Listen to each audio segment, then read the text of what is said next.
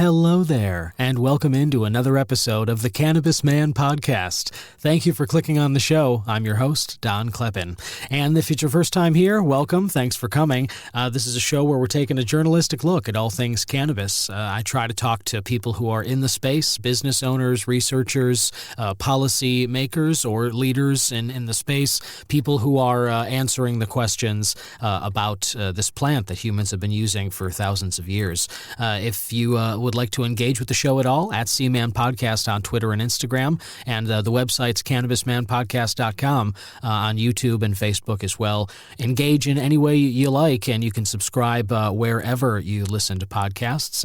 And if you like the show, if you find you like what I'm doing here, go ahead and scroll down to the description notes and click on that Support the Show link. It'll take you to a Buzzsprout page, and you can become a subscriber and give something to the show. You can get a shout-out, your name read in one of these episodes, and a congratulatory email from me. All support is much appreciated, as is listening to the show. I really appreciate you jumping on here right now, just talking about cannabis with me. I am discussing cannabis this week as well with one such expert. He's an excellent insider in Washington, D.C. He's lived and worked there for a long, long time and has a lot of connections in government as well as the cannabis space. David Culver is back with us. He is with the U.S. Cannabis Council and Legalize America. And so David and I, during our interview, we talk about a lot of different things. Safer banking, as it's now known, the bill that passed the Senate earlier this session, just not that long ago, about a month or so, and was on track to move forward. But now that the U.S. House of Representatives has been without a speaker for over 2 weeks, an historic gap of time without that position having been filled, it has brought all of government to a standstill until that's addressed. There is a hearing today to see whether or not an Ohio Republican, Jim Jordan, has the votes in order to fill this seat. And David, after our interview, we decided to listen in on the feed from the House floor as this vote tally is being taken. So David and I are going to talk for a while, and then you're going to hear that vote. And this isn't something that I typically do on the show, but this is definitely an historic moment. It's newsworthy, and I thought it might be an opportunity if you might not be familiar with how things go on the Senate floor or the House floor. You can actually listen to one of these procedures taking place and kind of, just it is dry. It is a vote being taken, but there are nuances that David kind of goes through in terms of why certain votes matter, which names to look out for, and some context behind whether or not they changed, why they might have changed their votes, and then looking ahead whether or not Jim Jordan wins, which we now know he did not win enough votes, but you can kind of hear why that matters and what is likely waiting ahead, whether or not Jordan is going to press for a third vote for him, or maybe an expansion of powers for Mr. McHenry, who is the pro temp speaker. So anyway, that's what I have in store for you on this episode. I hope you enjoy it. I thought it might be an interesting exercise, and again, kind of look into what's going on in D.C. at this really crazy moment for that, and having an insider, somebody who is so experienced along for the ride, and David, I thought might be worth it for all of us to check it out. So I hope you enjoy it as well, and next week I'll certainly be back with another interview and another discussion about cannabis events, talking to you about what strain I'm smoking on, as well as some news and cannabis things that you can look forward to in the communities around you, and all that good jazz that we normally get into on the Cannabis Man podcast.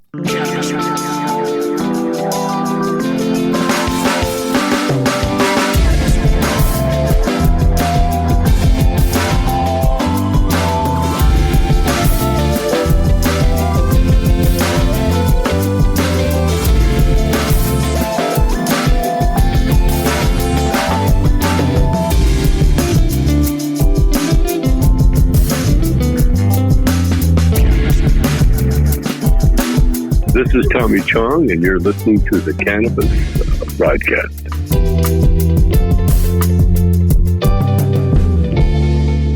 Listener, welcome back. I've got a special treat for you today. It's a favorite guest that I'm very, very happy to have back. Extremely informative. He is the Senior Vice President of Public Affairs with the U.S. Cannabis Council and with the new Super PAC, the Political Action Committee, Legalize America. He is David Culver, and he's here to talk about what is going on in the House, the U.S. House of Representatives, and the speaker vote that they're having, as well as how the lack of speaker and their pursuit of one right now is impacting the timeline for safe banking, which, as we know, passed the Senate a little earlier, and looking forward to things like further steps like rescheduling cannabis and where that priority lies with all the other items on the agenda of Congress. So, listener, please join me in welcoming David Culver back to the show. Welcome, David. Thanks so much, Don. Great to be with you. Great to be back again. And thanks for your work. And I love the show and glad to be back again. Thanks so much, man. Yeah, really appreciate it. Got a lot of positive feedback from the information you gave on your last interview. And people love to hear, I think, this close up on the ground take of what's going on in D.C., especially where, cannabis is concerned, because, state by state, as we know, it's been very strange with having each state do its own thing in terms of cannabis policy. We know that certain things are never going to get better until the federal government can make some real policy changes here so that it's not such a hodgepodge thing. And you really are able to give us a great look at what's going on there. And what's going on this morning is we are approaching a second vote for a new Speaker of the House, at least in terms of whether or not Jim Jordan is going to be that Speaker. So can we, we're recording this on the morning of October 18th, Wednesday, and on Tuesday, Jim Jordan lost an attempt to take that Speaker role. Can you tell us just briefly a little about what happened yesterday, David? Yeah, for sure. So I think listeners might remember that there was a caucus vote that Jim Jordan won. Originally, after Speaker McCarthy was ousted, there was a vote for Steve Scalise from Louisiana. Right. And he won the vote inside the caucus, but he actually did not decide to take his candidacy to the floor because he knew, based on his whip operation, that he didn't have enough votes to succeed. So he dropped out of the race. And then they went back to the caucus. The caucus voted again.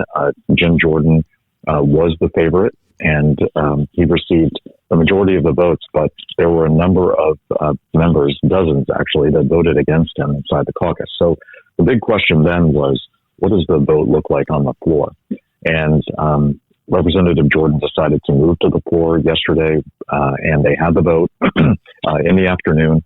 He did not get enough votes, and in fact, he had 20 members vote against his candidacy, which that was about where I thought things were on Monday. On Tuesday morning, the media was reporting that that number had actually shrunk significantly based on a lot of work that he and his allies had been doing. Right. But it actually ended up kind of where we all thought it was going to be.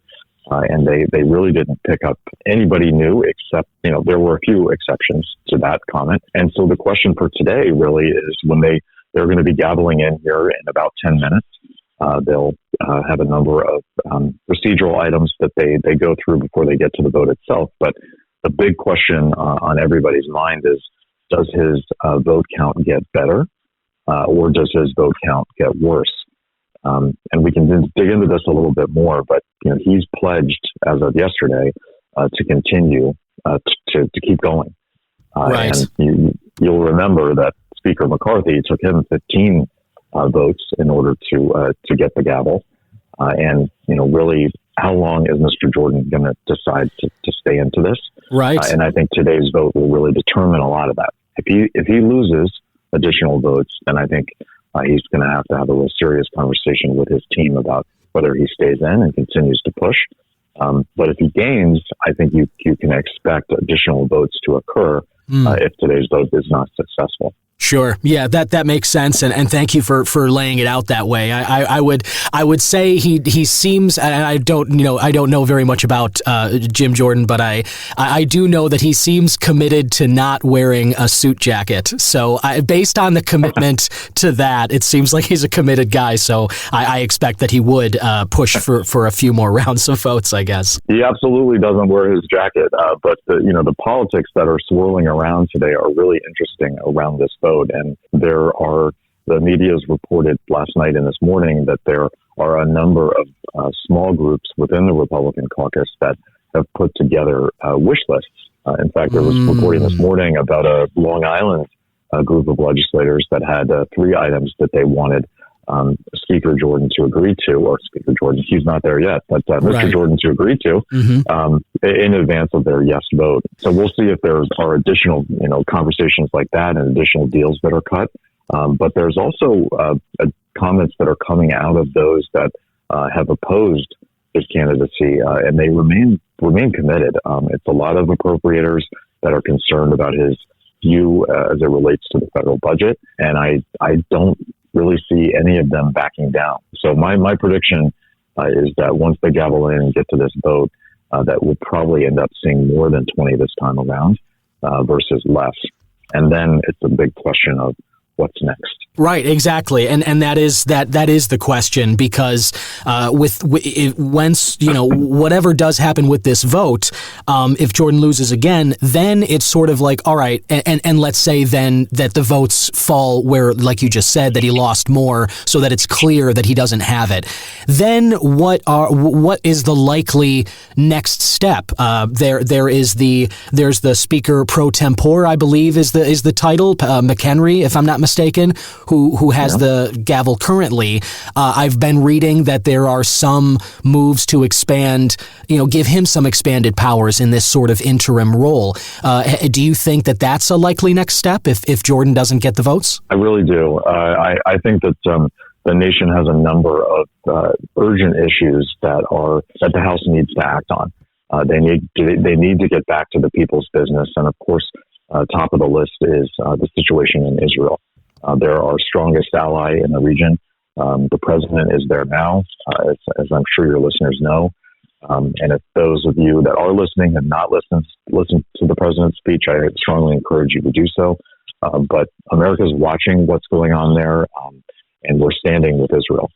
So the House needs to get this figured out, and they need to act. And one of the easiest ways to do this is to expand the temporary Speaker McHenry's role.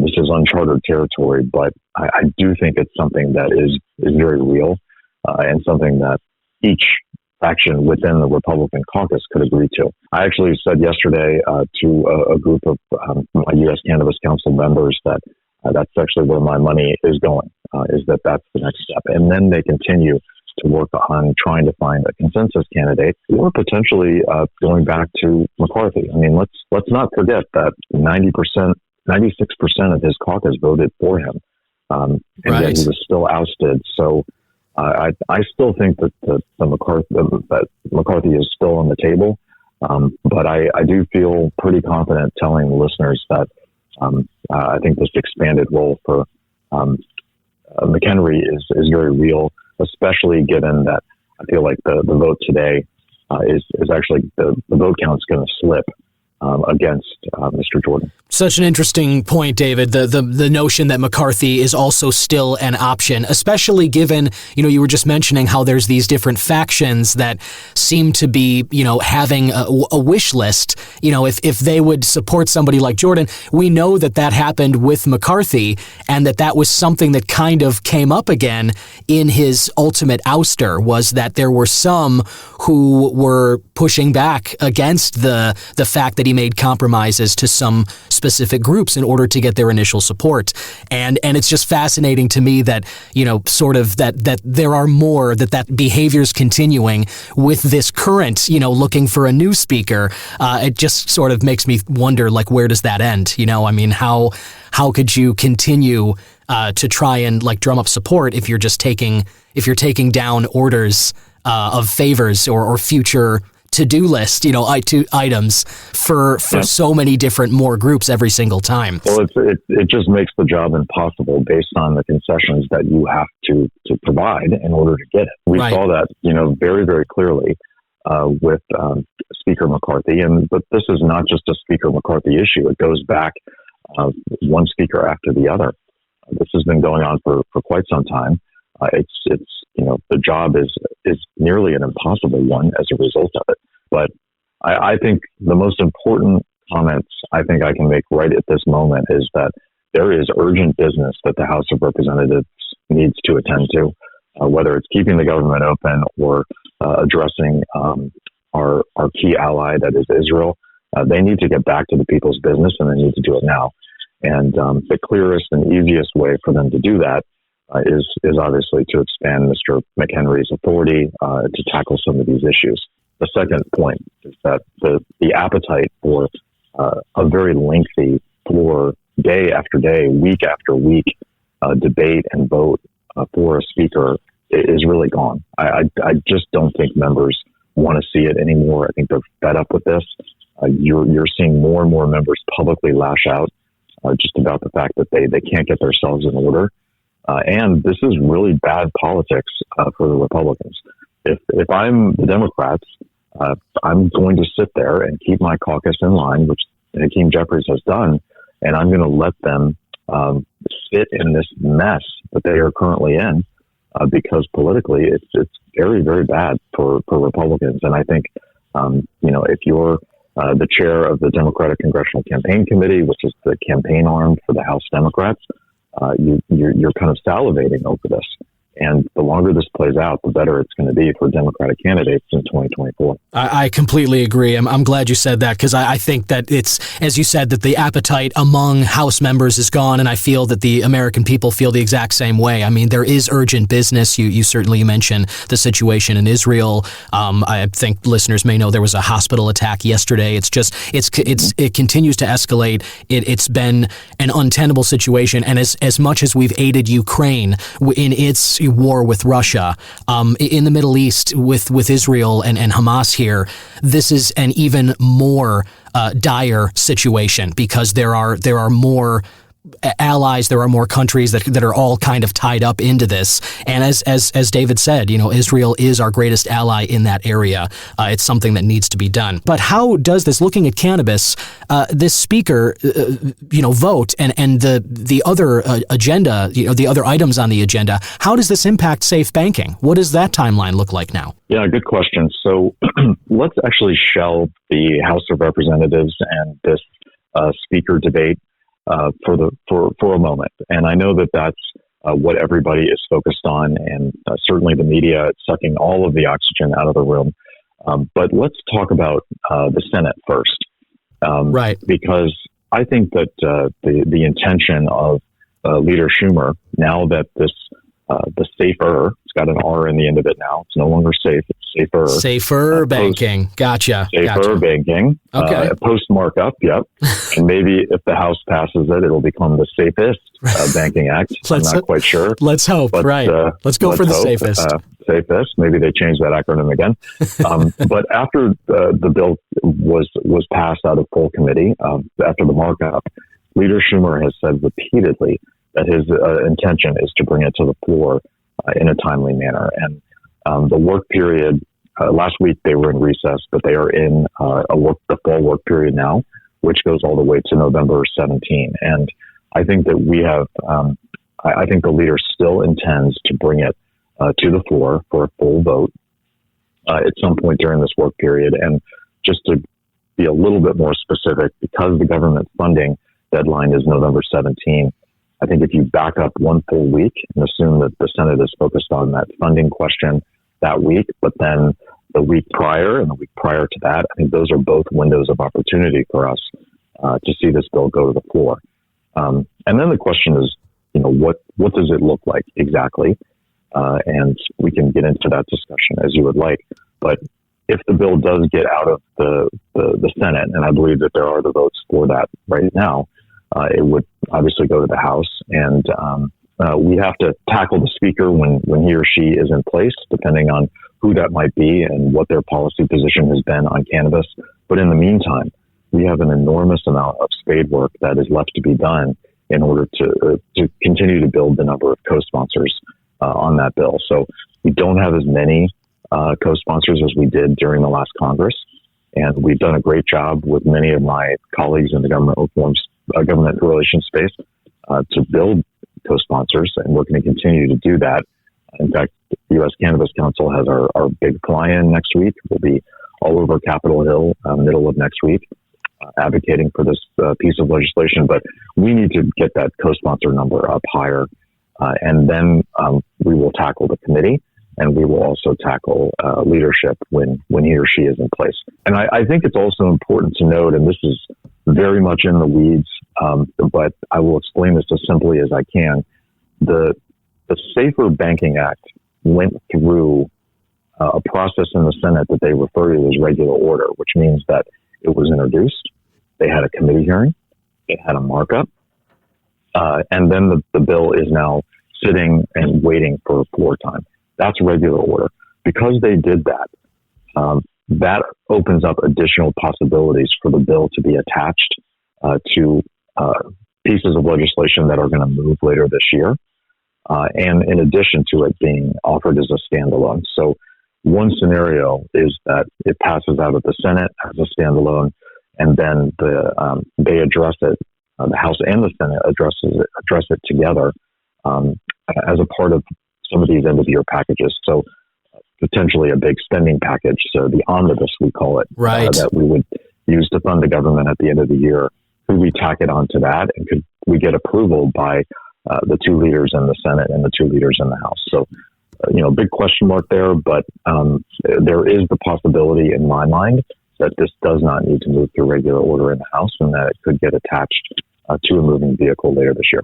Wow, that's great. And listener, you'll remember that David predicted that safe banking would pass the Senate in that form that it did before the shutdown talk, and then the speaker ouster kind of took all the oxygen out of the room, as he mentioned. But so that's very exciting to hear, and knowing that November 17th, just a little less than a month away from right now, is the end of that fall session, and that we could have a passage of this at that point, which is extremely exciting. And the fact that everything does seem to get added to these omnibus, bills, you mentioned that term, and it's like, it's omnibus, it just sort of brings to mind like this Frankenstein gigantic, lumbering creature of a bill, because, it's a spending package that has to be passed. And so all kinds of legislative pieces get added to it, special interest stuff, I suppose.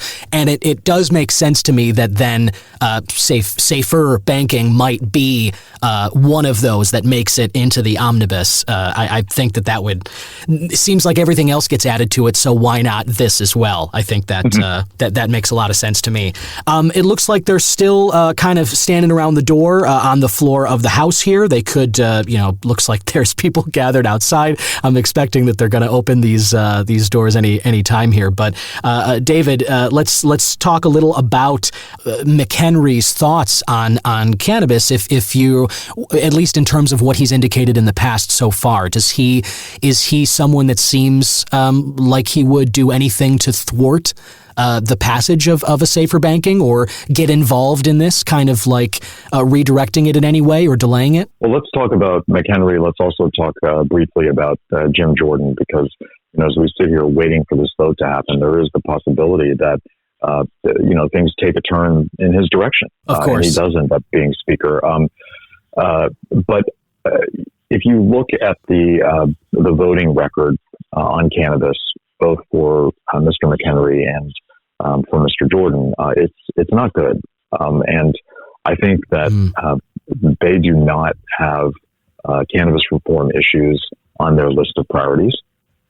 Neither one of them. So I don't want to sugarcoat the chairman of the Financial Services Committee's position, nor the potential new speaker of the House. On the more positive side, Mr. McHenry has said to industry lobbyists like myself repeatedly that he understands that there's a number of members on his committee that are willing, or that are pressing for the Safe Banking Act to move through the committee process.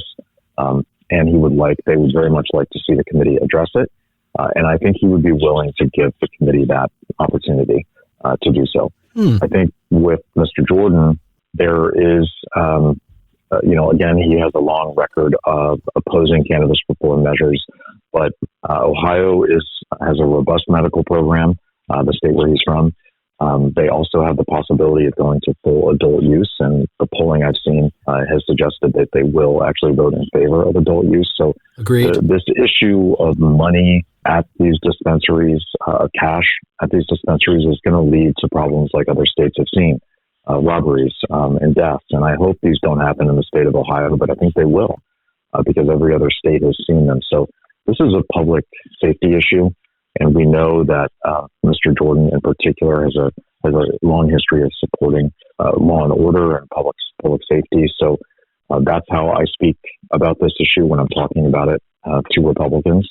And this is, we can avoid the crime and potential death that comes with having an all-cash business like cannabis. And this is just giving folks the ability to put their money into a regular depository institution like you and I do. Yeah. So I think there's a play there with both of these more conservative members to get this done. I also think that, while this may not be a priority, it's definitely not a priority for the Republican caucus. This has passed the House of Representatives 7 times with an overwhelming number of Republicans. And we have some of the best champions out there that are advocating in the House on the Republican side for the Safe Banking Act. And I'm going to do my job building the list of co-sponsors, and I'm going to let them do their job to try to shepherd the bill through. Right on. The House will come to order. The prayer will be offered by Chaplain Kivin. Well, as you can hear, David, they just gavelled in the session. The House is now in session. The chaplain is going through the opening prayer right now for the session. So we're going to hear a little bit of this vote count. Is that right? The speaker, is that the first issue that'll be brought to the floor? So most likely what they'll do is the chaplain will give her open, which she's doing right now, and then they will do the Pledge of Allegiance, and then they will most likely do a quorum call. So this is an opportunity for members to register that they are present, so that leadership knows who's in the chamber, and then I believe that they will pivot and go right to the second vote for Mr. Jordan. So, it could be a little bit longer before we see that vote begin. For sure. Yeah, that makes sense. And got to get the pledge in, got to count who's actually there present. I totally understand that. It sounds like we may be able to talk briefly about something else while they're kind of going through those steps, and I'll watch this screen, and obviously when they do kind of bring that, when they do bring it up, I will fade the audio a little bit higher so we can listen in on that. In the meantime, you had mentioned Schumer, who is planning to bring safer banking to the floor of the Senate. I had read the other day that Senator Chuck Grassley sent a letter to Schumer recently, I think last month, expressing concern about the Senate's, and this is a quote, ongoing prioritizing of legislation relaxing marijuana laws over other GOP senator favors and stuff that relate to prohibiting fentanyl. That was just an example that was given by Grassley. Can we talk a little about where the opposition is, separate from the Speaker of the House, separate from all of this going on, just in terms of Senate support from someone like Grassley? Sure. Well, Senator Grassley is definitely not a cannabis reform advocate in the U.S. Senate. Right. So, that's very clear based on his many decades in the chamber. And he's not going to change his position in any way, shape, or form to be supportive of the reform measures that I advocate for day in and day out. The fentanyl issue that he raises is a very interesting one. So for any of your listeners that paid attention to the Senate Banking Committee markup, there was a rather heated exchange, as heated as the U.S. Senate exchanges can be, between Senator Haggerty from Tennessee, and then there was a comment from Senator Sinema, a very positive one actually, to kind of conclude the matter. But he brought up fentanyl, and he brought up the need for the Senate to act. It's an enormous issue that every member is hearing about day in and day out from their constituents. It's something that I think that Congress should act on. And after the amendment that Senator Haggerty proposed was rejected, Senator Sinema said, "I also believe this is an important issue. It's a crisis in my state, and I'd like to work with you on this." So I haven't seen anything materialize yet, but I don't think it's a bad thing if there were to be a fentanyl measure that was considered as a part of state banking. We have a pretty delicate balance that is the banking bill as negotiated. And, we don't want to upset the apple cart there, but I don't see why members would be opposed to a fentanyl provision if it's reasonable for both sides. And again, I haven't seen any language to be added to this. In fact, I think it might actually add some Republican support at the end of the day. Gotcha. Yeah, that makes sense. I mean, fentanyl is obviously a major issue. I mean, opioid overdoses over the last, 5 to 7 years have just gone, blown the roof right off in the country. And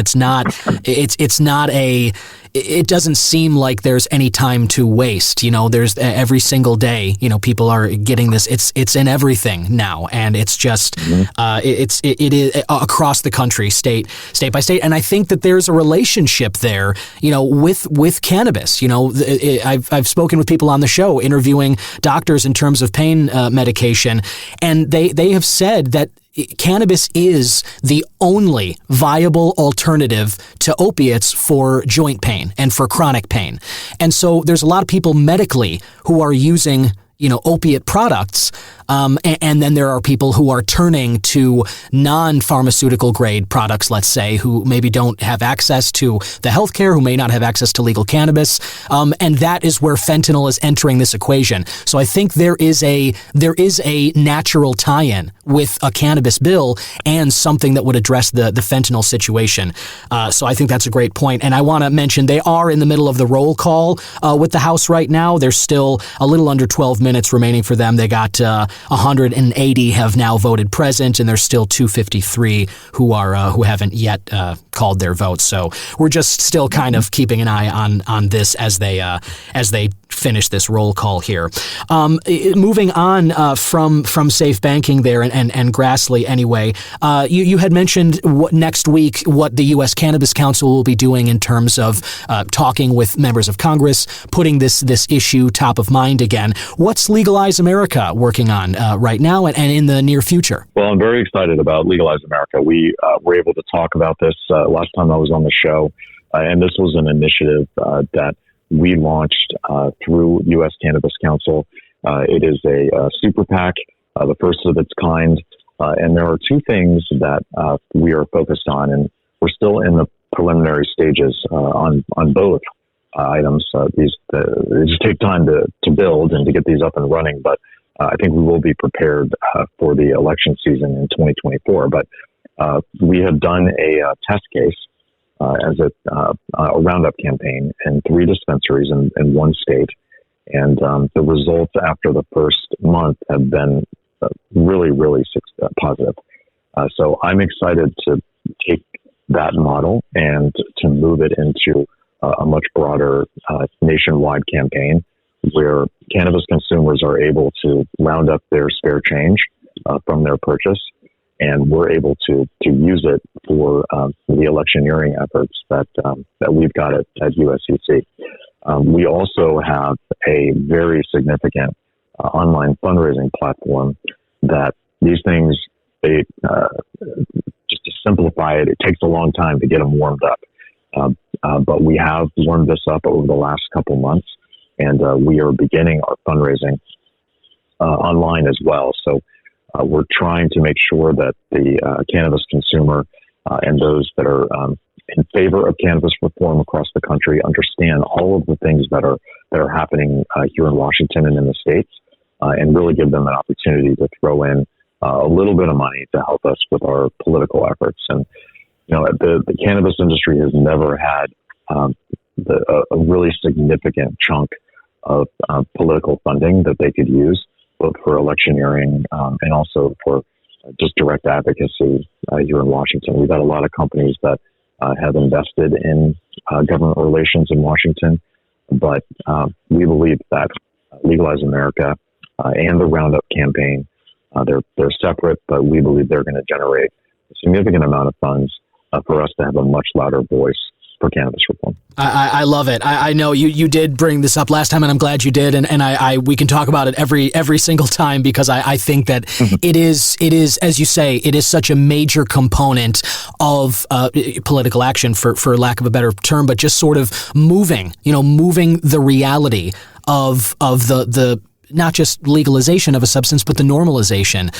Lobbying and a grassroots effort with funding in Washington is the way that priorities of any groups with certain interests or looking at like legislative agendas, that's the way that they get things done. People, engaging with the show and just online, like my whole life, there's questions that people have in terms of, all right, like if you're not into fossil fuels, why are we still so beholden to them? Why does the Pentagon budget go up every year? Why do the pharmaceutical industries, why are they so, baked in to U.S. healthcare? All of these questions have the same answer, which is to say that there are companies and there's a lot of money tied into those groups, and they have relationships with lawmakers. It's not, you can debate whether that's good or bad, but it is the reality of how things are done. And cannabis has been sorely lacking such representation and funding and those relationships with lawmakers, since the prohibition, since it's been, totally dragged through the mud with the propaganda of last century and such. So I think that what you're doing at Legalize America, I think the Roundup campaign is great, because I know that there's plenty of cannabis enthusiasts who would be happy to add a little bit, round up their purchase of whatever they're buying, flour, gummies, getting set for the weekend or whatever, and pay an extra $1 or $2 to go to making sure that cannabis is and remains a priority for the lawmakers in Washington. So I think what you guys are doing is really great. Well, that's exactly right. And, absolutely come back to me in January. I'm going to have some more specifics that I can share about what we're going to be doing with the funding that we receive. But, cannabis consumers do want to see the end of the war on drugs. And, I'm very supportive of what the president and specifically the Health and Human Services Department has proposed as it relates to moving cannabis down schedule. But that doesn't end formally the war on drugs. It's the first step to doing so. And it's a very, very important one. And I applaud the president and Secretary Becerra for where they have ended up on this thus far. But I think that, folks would like to see the healing process begin as a nation. Those that are cannabis consumers, they understand that the war on drugs targeted primarily people of color. And they don't want to see that anymore. And many of the arrests are still occurring. And many of the people in this country that were previously arrested, especially at the state level, which is the bulk of the arrests, they're still suffering the consequences of the arrest for minor amounts of cannabis. So we need to start that healing process as a nation. And Legalize America is going to put an enormous spotlight on that.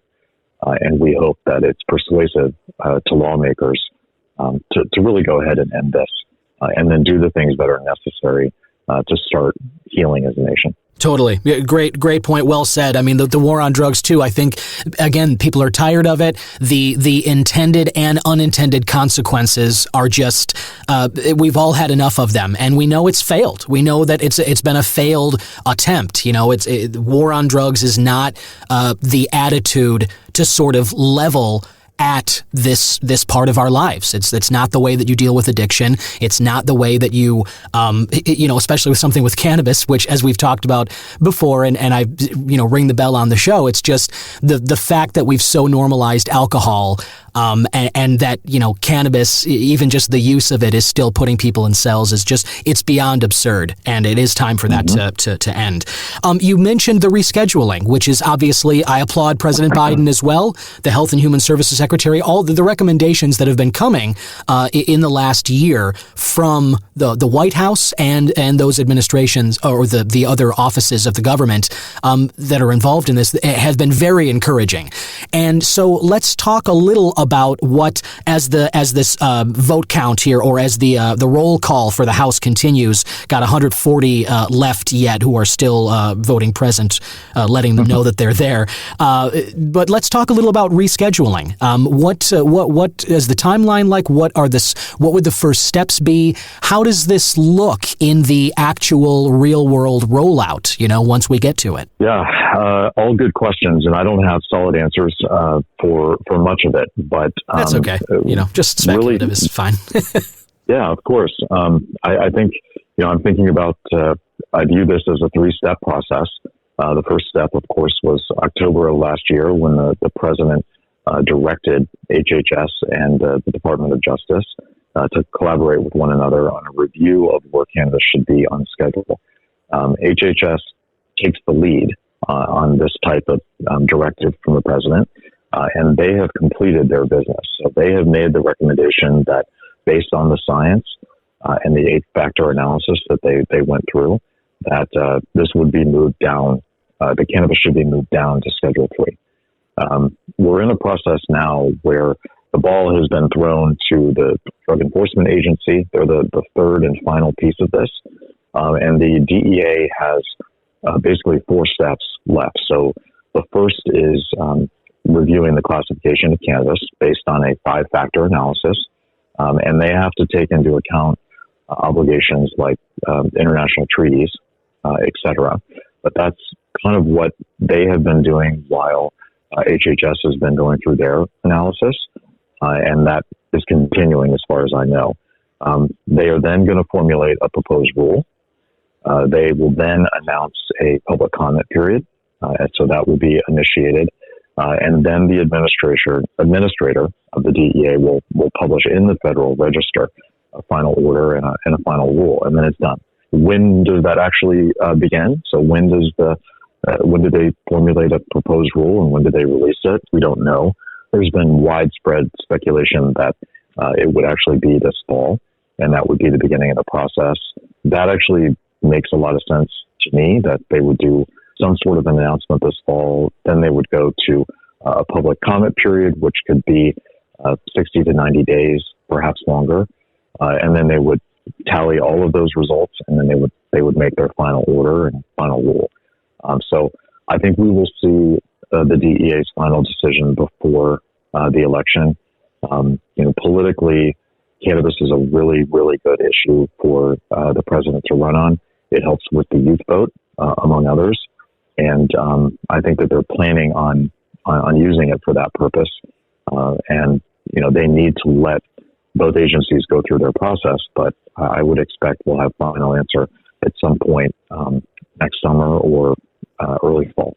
Very exciting. It is very exciting, and as you mentioned, it is a good issue for the president to run on. Certainly, most recent poll that I had seen was something like 55% of Americans want safer banking passed. It's down a little from recent years, but that's still a majority of the country. As you mentioned, the war on drugs too. I think people they want this change. They're hungry for it, and it is very much that time to make the change, and it's exciting to hear from you and others, and just really see the evidence of this groundswell continue to move when you're hearing orders from the president, the sitting actual president from the White House, directing the HHS secretary to look into rescheduling and all of this. It's very, very exciting, and I know that we're all looking forward to that. So David, one other sort of possibility, as again seems like some other representatives are still trickling in their votes here. Just out of curiosity, what are the other options if it's not going to be Jordan and it's not McHenry? What's another, if there is? I mean, what's another possibility that could end up here? Is Jeffries at all on the table? So I don't think so. I think that, the Democrats have largely stayed out of this publicly. I'm sure that there have been some behind the scenes discussions with some of the more centrist Republicans about supporting, the Democrats bringing a block of folks over to support a consensus candidate. But I don't think that there's appetite within the Republican caucus to engage with the Democrats to allow them to choose their speaker. I don't see that happening. I think that that's way down my list in terms of what is real. And I don't know that any other consensus candidate is out there that, could gain that level of support within the caucus. There's been lots of names that have been floated around over the last few weeks. But again, I think the more realistic possibility is this expansion of authority for Mr. McHenry temporarily. And then, of course, discussions about, is it McCarthy or is there somebody else that the caucus could stomach? And they go ahead and bring he or she to the floor and they wrap this up. Because they need to understand that the politics are getting worse and worse and worse for them. And I'm sure they know it better than I do. Their members are tired of this. They need to get on with their business. They want to be able to go home and talk about proactive things that they're doing for our ally Israel. They want to talk about the work that they're doing to keep the government open, and they want to talk about other initiatives that they're pressing for to try to get done before the end of the year. So I think that they're going to need to find a solution sooner rather than later. But I don't think that there's another consensus candidate that has really risen that is real at this moment. You mentioned the Cole Memorandum that we had talked about in our last interview. Let's talk about that and how it relates to what's going on now in the House. So this is actually, this would be an administrative action. And really the mess that is the House of Representatives at the moment shouldn't have any impact on this at all. I think that there are a number of advocacy groups in the cannabis space and also a number of people within the administration, both at the DOJ, HHS, and even inside the White House, that believe that it's time to reissue the Cole Memorandum. So this was issued in 2013. It dealt with enforcement and actually directing the agency's chief law enforcement folks not to enforce in the cannabis space in state legal markets.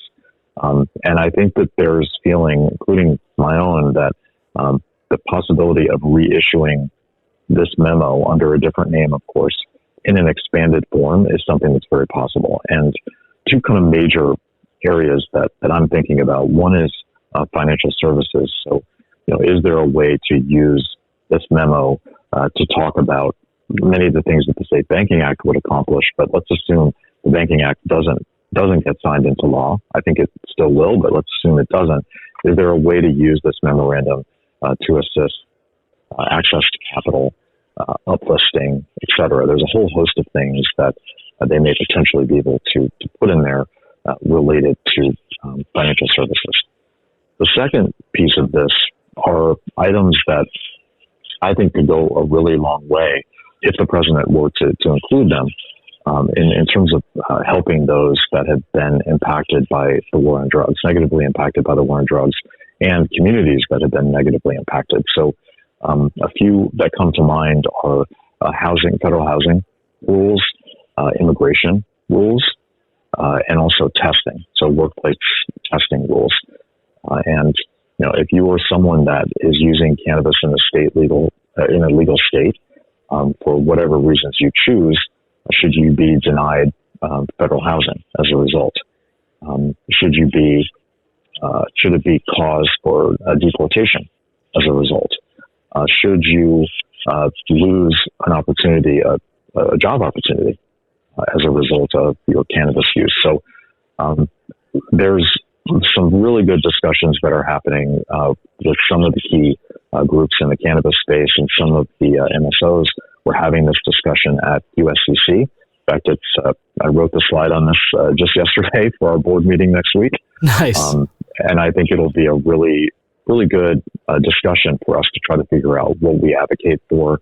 I feel like there's an opportunity for USCC to partner with some of our progressive allies in the cannabis space to really put our political effort into getting this memo reissued and to pressing on some of these items that I referenced earlier that are really top on the agenda for the Marijuana Justice Coalition and many of the members that associate with that group.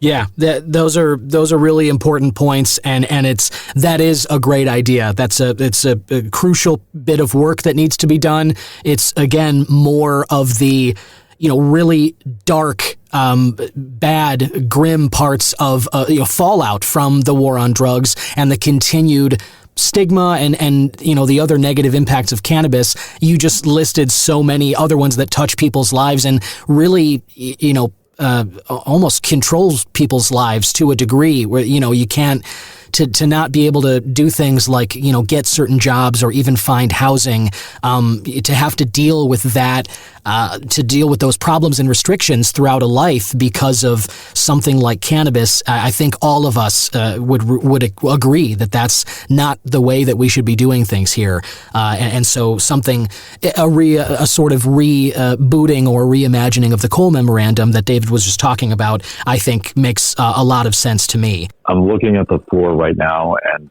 we've got Mr. McHenry, who will gavel this closed and open up the next vote, talking to Matt Gaetz. And you'll recall, I don't know what that exchange is, but this is live happening right now.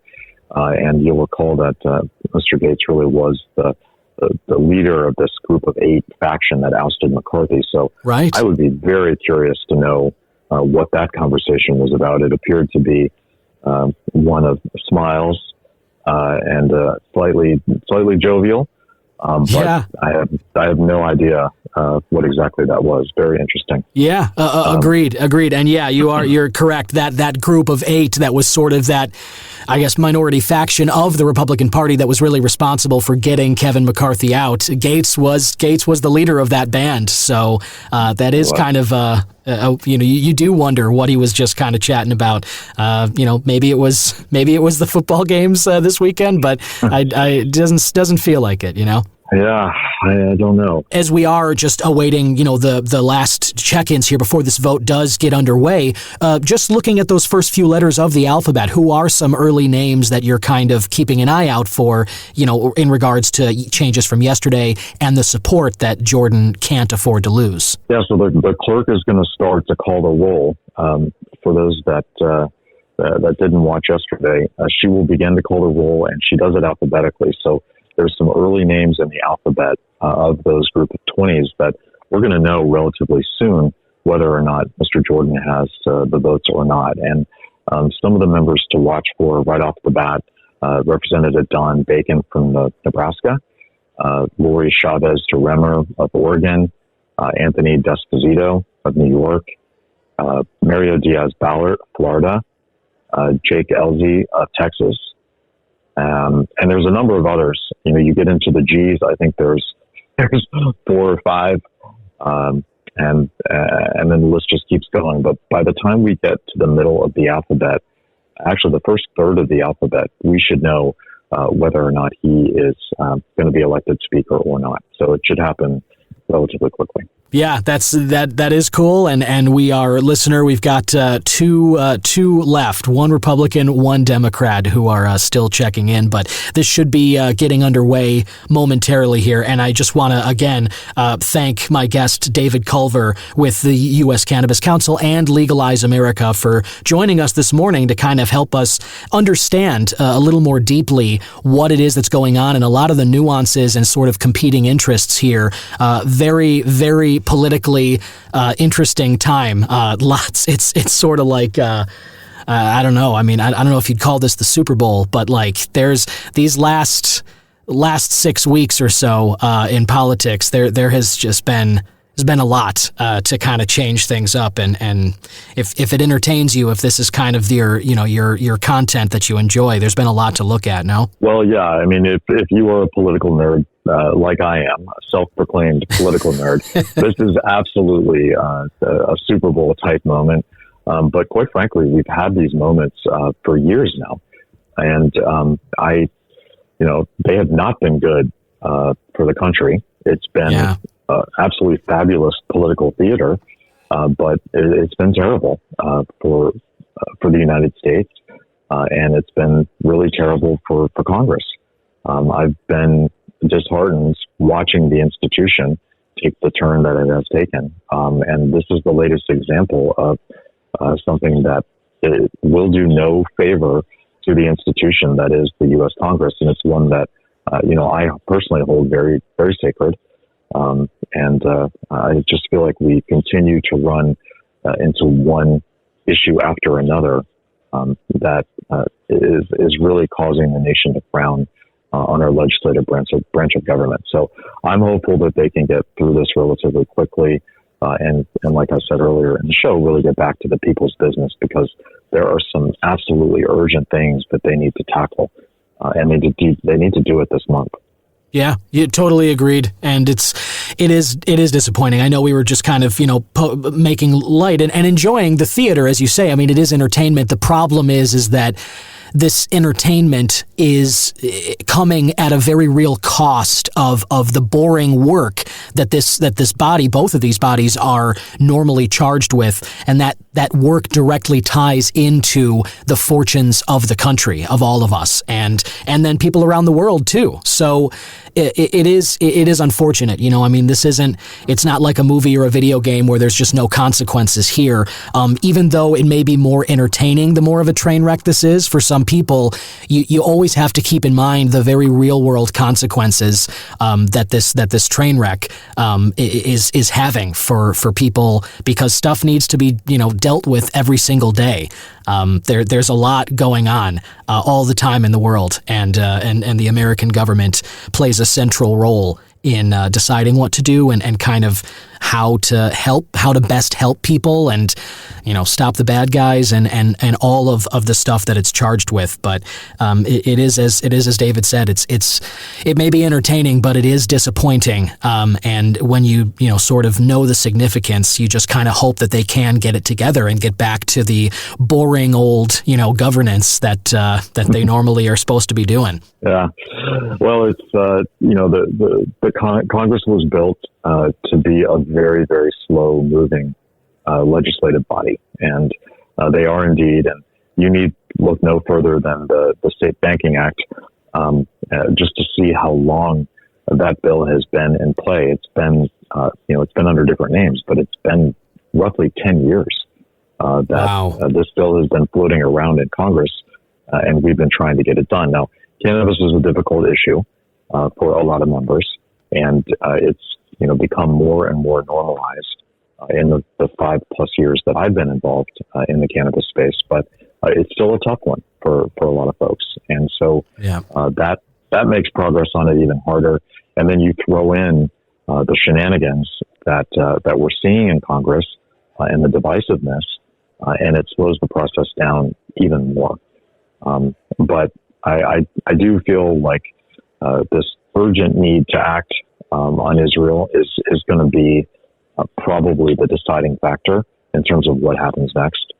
And I think that calmer heads will prevail, and the caucus will make some short-term decisions, and then go back to, in parallel, trying to figure out who the next speaker is going to be. We were talking a little about how safer banking is going to impact cannabis businesses, and you had mentioned the crime element, which I've talked about a lot on the show. The fact that we make cannabis businesses cash only, it is, as you said, it makes them a ripe target for crime. When you're talking about safer banking, the timeline of implementing this, let's say we do get the new speaker and things go ideally, in terms of that bill in particular. How quickly could cannabis businesses then expect to be added to the federal banking system and start getting things, or at least applying for things like lines of credit and bank accounts, so that, they could use credit card machines or, sort of take out small business loans instead of dealing in all cash? Well, once it's signed into law, almost immediately. And I would say that the depository institutions, just specifically having a bank account is going to be the easiest thing that banks are going to be willing to allow cannabis businesses to do with them. And I think we'll see that right off the bat. Access to capital is really a whole other can of worms. I think it's still going to remain relatively difficult to see that those lines of credit. If this bill were to pass tomorrow and get signed into law, there has been a number of discussions in both the House and the Senate about tweaking the language to allow to really expedite that access to capital. But we haven't seen those changes to date, and I'm not sure that we will, quite frankly. The other piece of the Banking Act that's important is just the momentum that it's going to create for cannabis reform. So it's an important piece of legislation, and it's one that obviously I spend a lot of my time advocating for. I really want to see it get done, and I think this is our window of opportunity to get it done. But it's going to create, it's going to show that a divided Congress can actually get cannabis reform done, and that's a big deal. And I think that if we're able to show this progress, that just means that there are other things that we could see in the near future. You know, we need to rely on our champions to move this bill through the Republican Congress. Very interesting what that conversation could be. Yeah.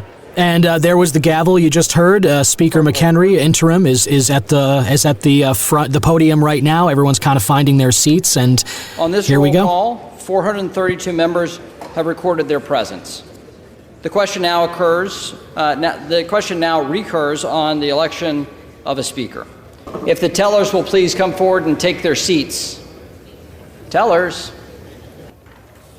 No further nominations. The reading clerk will now call the roll. Adams. Jeffries. Adderholt. Jordan. Aguilar. Jeffries. Alford. Jordan. Allen. Jordan. Allred. Jeffries. Amadei. Jordan. Armstrong. Jordan. Arrington. Jordan. Auchincloss. Jeffries. Babin. Jordan. Bacon. McCarthy. Mr. Bacon stays with his vote of McCarthy. That's one against Mr. Jordan. The next one we're going to watch for is Lori Chavez Dilemma. Gotcha. Thanks for that. Yeah, so that is important. That's Baird. One. Jordan. Balderson. Jordan. Ballant. Jeffries. Banks. Jordan. Barr. Jordan. Barragan. Jeffries. Bean of Florida. Jordan. Beatty. Jeffries. Bentz. Jordan. Barra.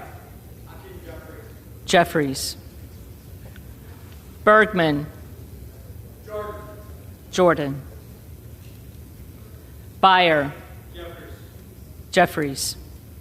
Bice. Jordan. Biggs.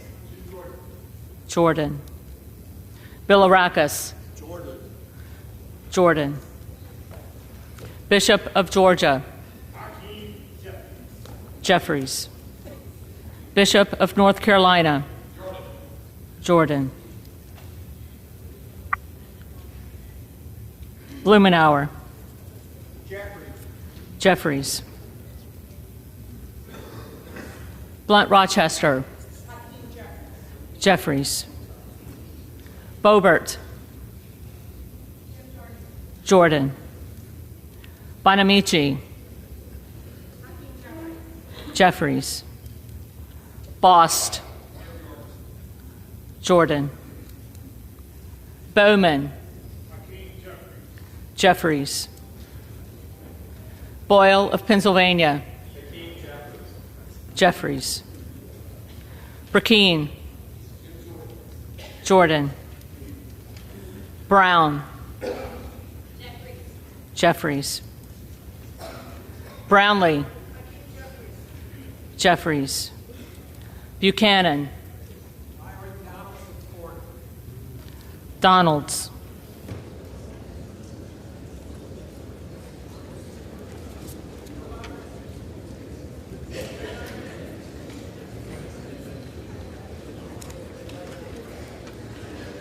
Buck.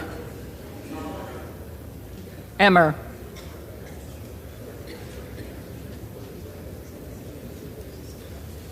Mr. Buck also votes against Mr. Jordan and for Mr. Emmer. It's 2. Bouchon. Jordan. Basinski. Jeffries. Burchett. Jordan. Burgess. Jordan. Burleson. Jordan. Bush.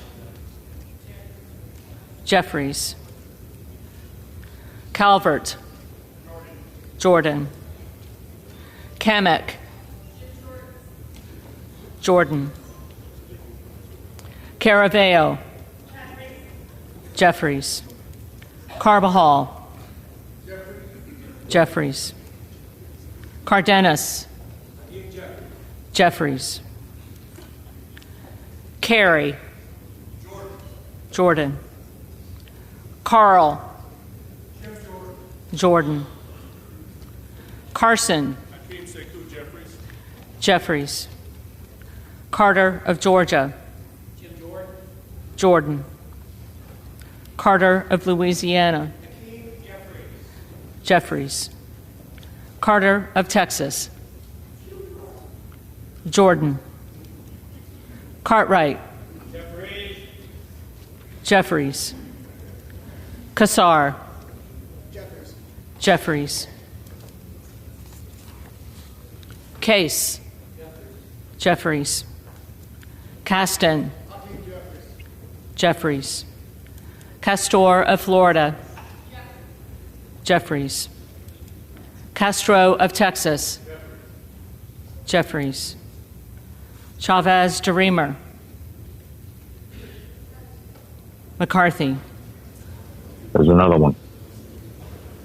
She's holding her ground. So is that 3?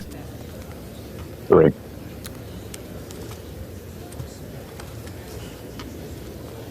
Sherfilis McCormick. Jeffries. Chu. Jeffries. Ciscomani. Jordan. Clark of Massachusetts. Jeffries. Clark of New York. Jeffries. Cleaver. Jeffries. Klein. Jordan. Cloud. Jordan. Clyburn. Jeffries. Clyde. Jordan. Cohen. Jeffries. Cole. Jordan. Collins. Jordan. Comer. Jordan. Connolly. Jeffries. Correa. Jeffries. Costa. Jeffries. Courtney. Jeffries. Craig. Jeffries. Crane. Jordan. Crawford. Jordan. Crenshaw. Jordan. Crockett. Jeffries. Crow. Jeffries. Cuellar. Jeffries. Curtis. Jordan. Davids of Kansas. Jeffries. Davidson. Jordan. Davis of Illinois.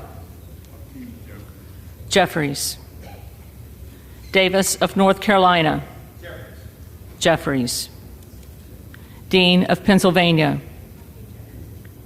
Jeffries. DeGette. Jeffries. Dela Cruz. Jordan. DeLauro. Jeffries. Del Bene. Jeffries. DeLuzio. Jeffries. DeSaulnier. Jeffries. Desjardins. Jordan. D'Esposito. Zeldin. There's another one. So that is 4 by my count, right, David? That should put us, yep, there should be one more to go. Diaz-Balart. Scalise. There's another one. There's 5. So that's 5. So that should pretty much settle it. Is that right? That should do it, and we now need to pay attention to the remainder and see who else is going Dingle. to vote against, Jeffries. and Doggett. whether or not that number of 20 increases Jeffries. or decreases. And I think Donalds. I still seeing it. Jordan. I see it increasing. Gotcha. Duarte. All right, yeah, let's keep listening. Jordan. Duncan. Jordan. Dunn of Florida. Jordan. Edwards. Jordan. Elsie. Mike Garcia. Mr. Elsie also sticks with Mike Garcia. That's another one. So far, there hasn't been anyone that's changed their votes. Okay. Emmer. Jordan. Escobar. Jeffries. Eshu. Jeffries. Espaillat. Jeffries. Estes.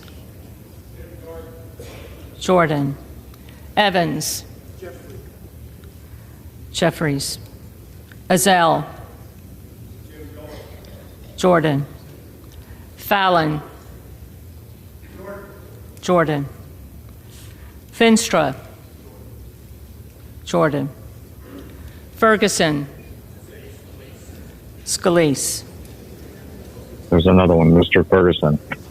That's new. Oh, so that is a change. Yep. Finstad. Jordan. Fishbach. Jordan. Fitzgerald. Jordan. Fitzpatrick. Jordan. Fleischman. Jordan.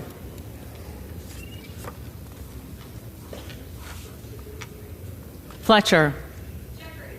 Jeffries. Flood. Jordan. Foster. Jeffries. Fushi. Jeffries. Fox. Jordan. Lois Frankel. Jeffries. Scott Franklin. Jordan. Frost. Jeffries.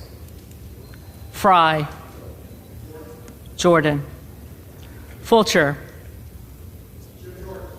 Jordan. Gates. Jordan. Gallagher. Jordan. Gallego. Jeffries. Garamendi. Jeffries. Garbarino. Zeldin. Also sticking with his vote for Zeldin.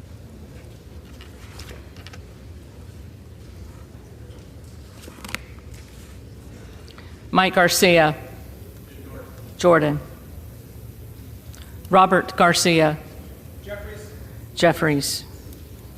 Garcia of Illinois. Jeffries. Garcia of Texas. Jeffries. Jimenez. McCarthy. There's another one, Mr. Jimenez, sticking with his vote for McCarthy. Golden of Maine. Jeffries. Goldman of New York. Jeffries. Gomez. Jeffries. Tony Gonzalez. Scalise. Also sticking with his vote for Scalise.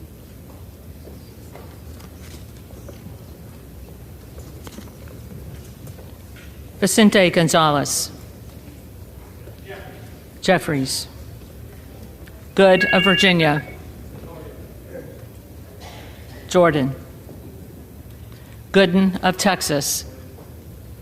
Jordan. Gosar. Jordan. Gottheimer. Jeffries. Granger. Scalise.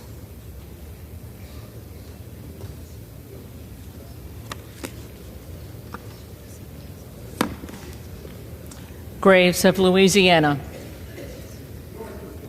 Jordan. Graves of Missouri. Jordan. Green of Tennessee. Jordan. Green of Texas.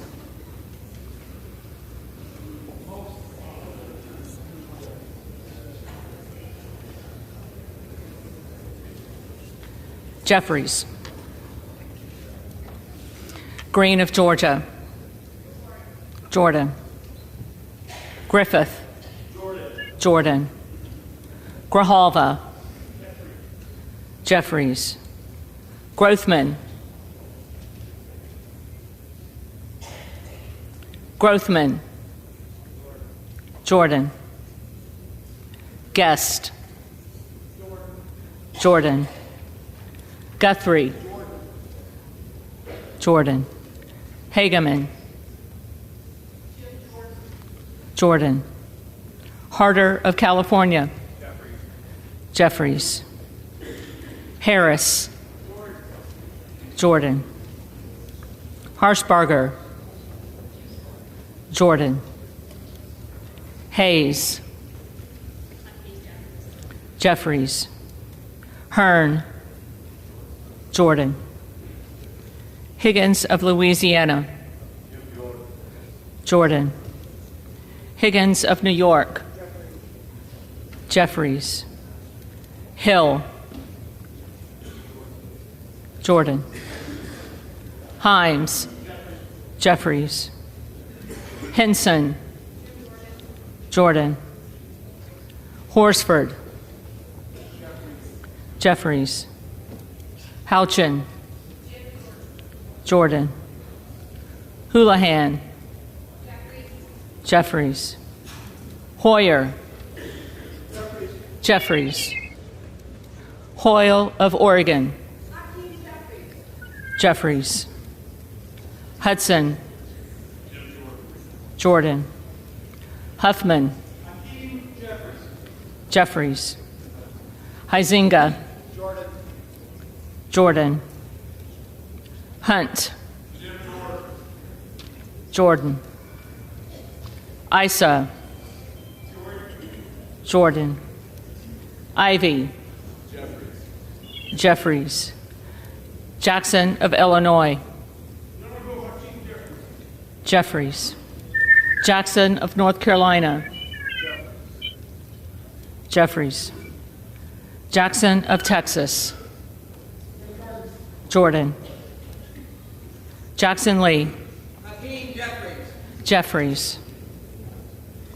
Jacobs. Jeffries. James. Candace Miller, Michigan. Miller Meeks. Candace Miller, Michigan. Candace Miller of Michigan.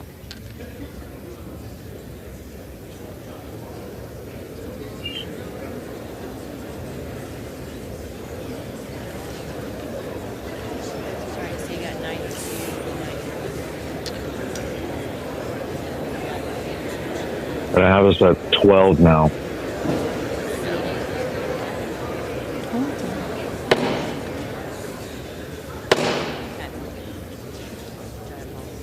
House will come to order. The clerk will continue. Jayapal. Jeffries. Jeffries. Jeffries.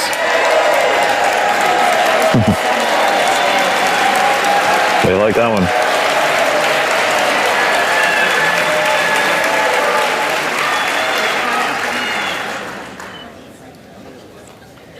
Johnson of Georgia. Jeffries. Johnson of Louisiana. Jordan. Johnson of Ohio. Jordan. Johnson of South Dakota.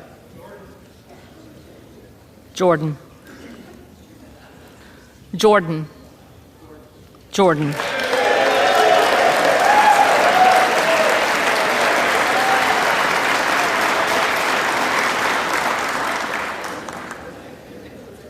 Joyce of Ohio. Jordan. Joyce of Pennsylvania. Jordan. Kemlager Dove. Jeffries. Captor. Jeffries. Kane of New Jersey. Jordan. Keating. Jeffries. Kelly of Illinois. Jeffries. Kelly of Mississippi. Jordan. Kelly of Pennsylvania. Former Speaker of the House, the Honorable John Boehner. Boehner. That was a change of his vote. He voted for Scalise last time, Boehner this time. Lots of applause there.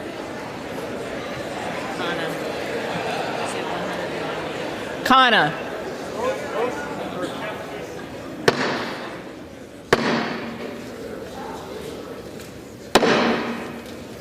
An authoritative gavel from McHenry there. Kana. I have us at Jeffries. 14. 14 at the Higgins of moment. Virginia.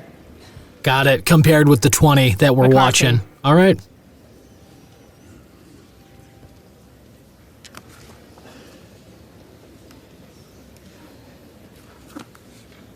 Kildee. Jeffries. Kiley. Jordan. Kilmer. Jeffries. Kim of California. Jordan. Kim of New Jersey. Jeffries. Krishnamurthy.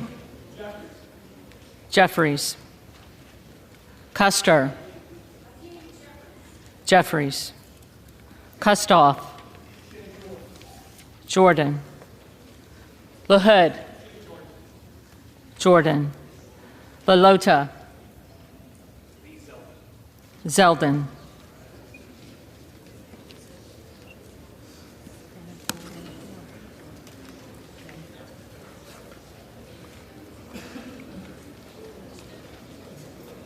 LaMalfa.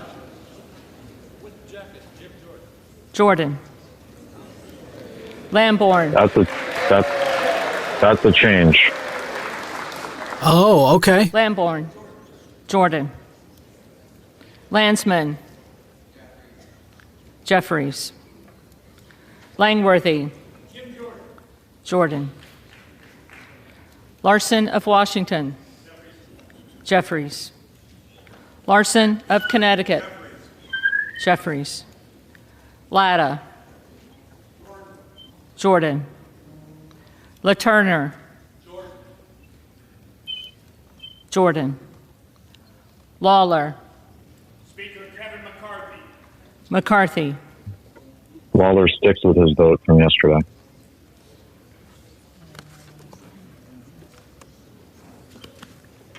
Lee of California. Jeffries. Lee of Florida. Jordan. Lee of Nevada. Jeffries. Lee of Pennsylvania. Jeffries. Ledger Fernandez. Jeffries. Lesko. Jordan. Letlow. Jordan. Levin. Jeffries. Liu. Jeffries. Lofgren. Jeffries. Loudermilk. Jordan. Lucas. Jordan. Lukemeyer. Jordan. Luna. Jordan. I have it at Latrell. 17, and Jordan. I see another Lynch. 4 that should be against Jordan, Jeffries. putting us over that 20 number, Mace. and there may be some additional. Jordan. Gotcha. Okay. So it seems like we are on track for more Jeffries. dissenters then. Maliotakis. I think it's going to be at least 20 Jordan. and potentially more. Mann. Jordan. Manning. Jeffries. Massey. Jordan. Mast. Jordan. Matsui. Jeffries. McBath. Jeffries. McCarthy. Jordan.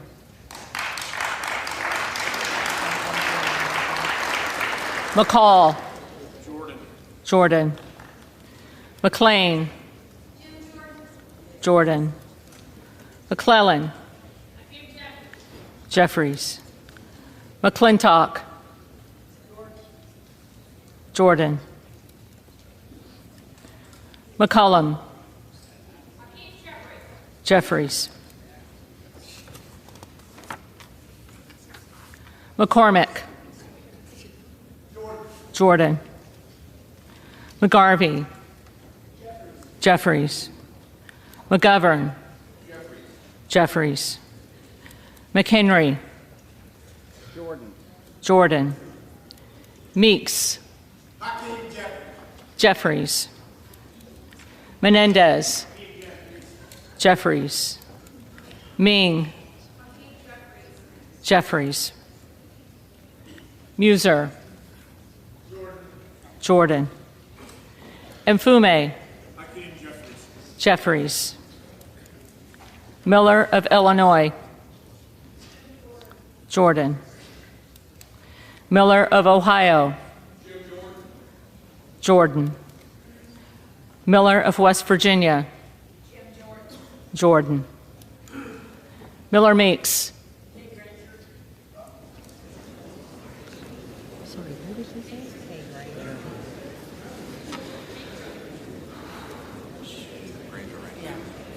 Granger.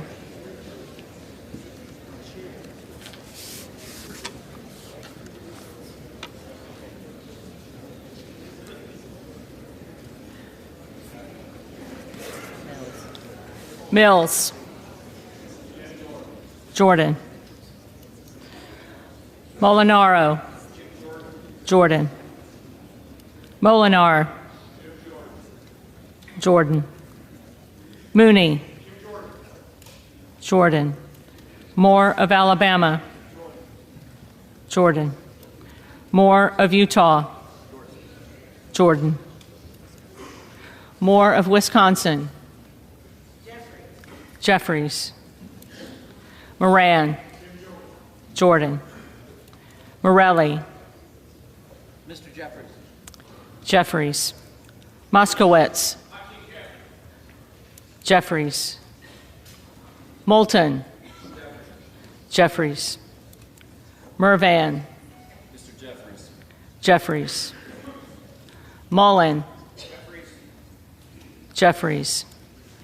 Murphy. Jordan. Nadler. Jeffries. Napolitano. Jeffries. Neal. Jeffries. Nagoose. Jeffries. Nels. Jordan. Newhouse. Jordan. Nickel. Jeffries. Norcross. Jeffries. Norman. Jordan. Nunn of Iowa. Jordan. Obernolte. Jordan. Ocasio-Cortez. Jeffries. Ogles. Jordan. Omar. Jeffries. Owens. Jordan. Pallone. Jeffries. Palmer. Jordan. Panetta. Jeffries. Pappas. Jeffries. Pasquarel. Jeffries. Payne.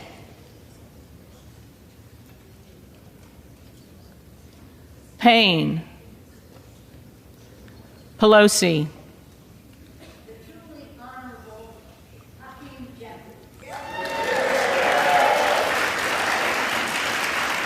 Jeffries. Peltola. Jeffries. Pence. Jordan. Perez. Perez. Jeffries. Perry. Jordan. Peters. Jeffries. Pedersen. Jeffries. Pfluger. Jordan. Phillips. Jeffries. Pingree. Jeffries. Pocan. Jeffries. Porter. Jeffries. Posey. Jordan. Presley.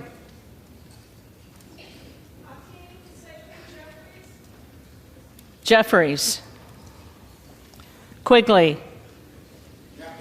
Jeffries. Ramirez. Jeffries. Raskin. Jeffries. Reschenthaler. Jordan. Rogers of Washington. Jordan. Rogers of Alabama. Jordan. Rogers of Kentucky. Jordan. Rose. Jordan. Rosendale. Jordan. Ross. Jeffries. Rouser. Jordan. Roy. Jordan. Ruiz. Jeffries. Rupersberger. Jeffries. Rutherford. Scalise. Rutherford sticks with his vote. Ryan. Jeffries. Salazar. Jordan. Salinas. Jeffries. Sanchez. Jeffries. Santos. People of Queens and Long Island, Jim Jordan. Jordan. Sarbanes. Jeffries. Scalise. Jim Jordan. Jordan.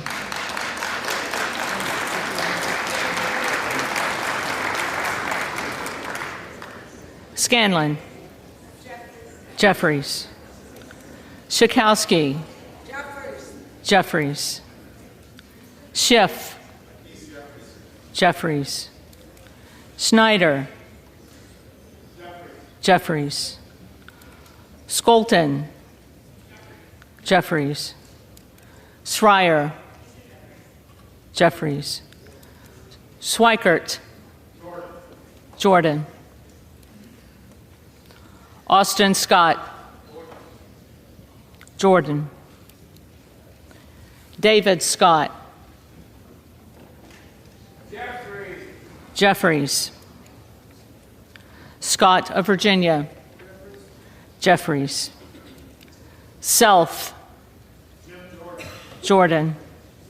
Sessions. Jordan. Sewell. Jeffries. Sherman. Jeffries. Sherrill. Jeffries. Simpson. Scalise.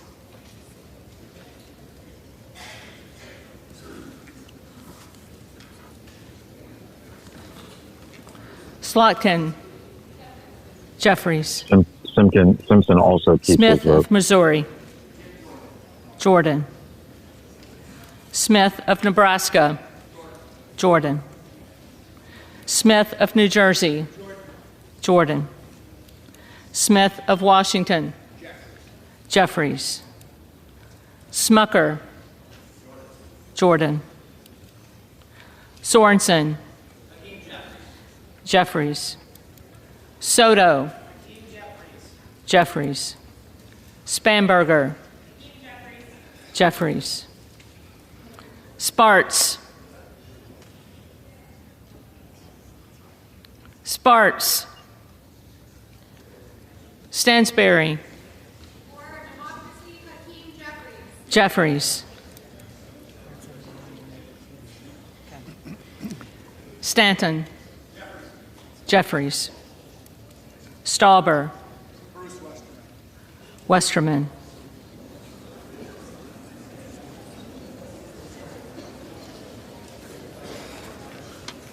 This is at 20. It's probably going to end up at 21-22. Sparks missed the vote, and Womack is left. Steele. Jordan. Stefanik. Jordan. Style.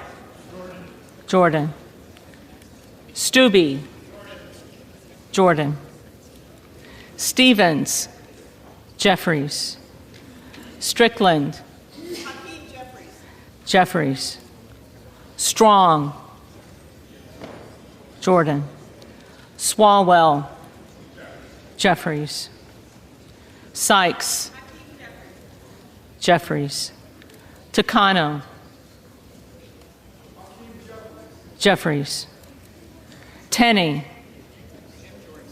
Jordan. Tanadar. Jeffries. Thompson of California. Jeffries. Thompson of Mississippi. Jeffries. Thompson of Pennsylvania. Jordan. Tiffany. Jordan. Timmons. Jordan. Titus. Jeffries. Talib. Talib. Takuda. Jeffries. Tonko. Jeffries. Torres of California. Jeffries. Torres of New York. Jeffries. Trahan. Jeffries. Trone. Trone. Turner. Jordan. Underwood. Jeffries. Valadeo. Jordan. Van Drew. The Honorable Jim Jordan. Jordan. Van Dyne. Jordan. Van Orden. Jim Jordan. Jordan. Vargas. Jeffries. Vasquez. Jeffries.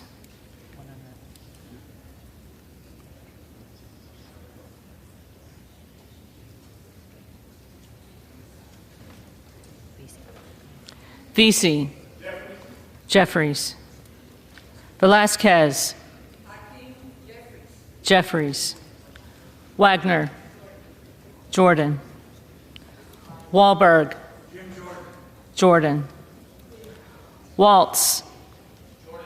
Jordan. Wasserman Schultz. Jeffries. Waters. Jeffries. Watson Coleman. Jeffries. Weber of Texas. Jordan. Webster of Florida. Jordan. Winstrup. Jordan. Westerman. Jordan. Wexton. Jeffries. Wild. Jeffries. Williams of Georgia. Jeffries. Williams of New York. Jordan. Williams of Texas. Jordan. Wilson of Florida. Jeffries. Wilson of South Carolina. Jordan. Whitman. Jordan. Womack. Scalise. Womack also keeps his vote for Scalise. That should put us at 22. Yackham. Jordan. Zinke. Jim Jordan of Ohio. Jordan.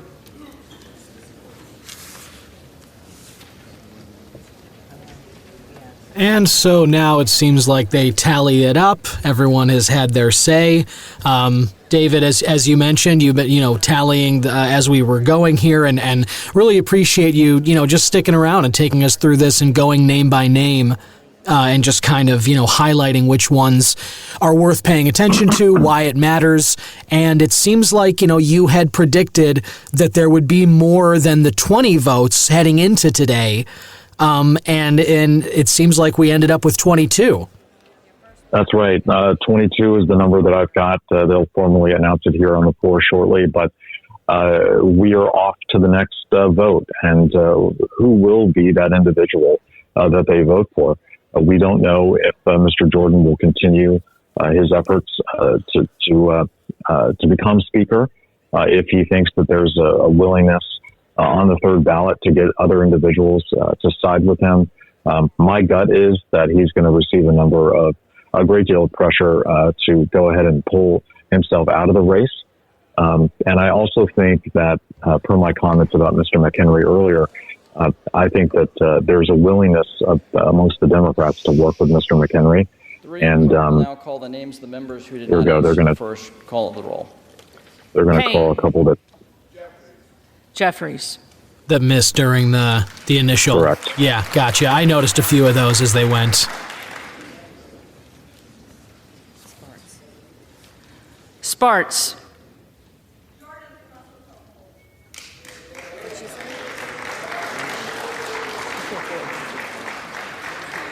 Jordan. So Sparts has voted for Jordan, so that's a change. Okay. She previously had voted against. So Tlaib. Jeffries.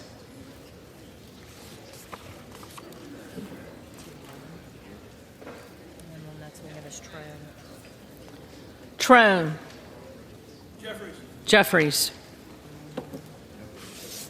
So now that seems like they got to the 221, and you're saying with that change there of the initial members who voted and the first pass through who had missed their chance to vote for whatever reason, they, after going through them, the stragglers, let's say, one of them changed their vote from yesterday, so that take us down to 21? No, that should actually keep us at 22. So we had two members that changed their vote from yesterday to support Mr. Jordan. Okay. And we had two members that changed their vote in support of to against, or for other members. So we are going to end up at 22. And again, the question is going to be whether Mr. Jordan fights on or whether he decides to pull out of the race. I think that my gut says that he will get a great deal of pressure to pull out of the race. I think that's what he ultimately will do. And I think that there is some willingness amongst the Democrats to work with Mr. McHenry to find a pathway forward. The House has been has been without a speaker now for over 14 days. And this has got to get resolved. The business of the country is critical right now, and they have got to get back to work. So, right. I totally agree with you. And as you said, with that wash, take it two changed to support, two change against. So that basically leaves us with the 22, which is two more against Jordan than the 20 from yesterday. I also would have to think that, going in the other direction than Jordan and any of his supporters would want it to go in terms of the number of people voting yes for him. You'd have to think that there would be significant pressure not to waste any more time with a third vote for Jordan. And let's move on to somebody who can actually fill the seat, McHenry, who's already in it, or someone who can actually just get the votes that's needed so that we can move beyond this and, as you say, get back to the people's business, because there's a lot more important stuff to deal with. That's exactly right. And we will know the next steps here soon enough. But it's been fun sitting here and watching the vote with you. I certainly hope that your listeners have enjoyed watching this historic moment, because this is going to have a very big impact on cannabis reform. Whoever the speaker ends up being, there could be a pretty sizable shift of deck chairs in the House, and we'll have to address that. But in the meantime, for those of you here in Washington, please get up to the Hill and please help build that list of co-sponsors on the Safe Banking Act in the House. And let's all continue to do our good works to get this out of the Senate as well. Absolutely. David Culver, Senior Vice President of Public Affairs at the U.S. Cannabis Council and doing such great work with Legalize America. Thank you so much for jumping in today and not only just taking us through the great work that you guys are doing and helping us kind of suss out the nuances of both sides of all these topics in Washington, and especially for sticking around so long and going through the names as we did sit through this historic moment of a second attempted election of Jim Jordan to the speaker's position. And I can't thank you enough for just taking all the time today. Really appreciate it. My pleasure. Thanks again for having me.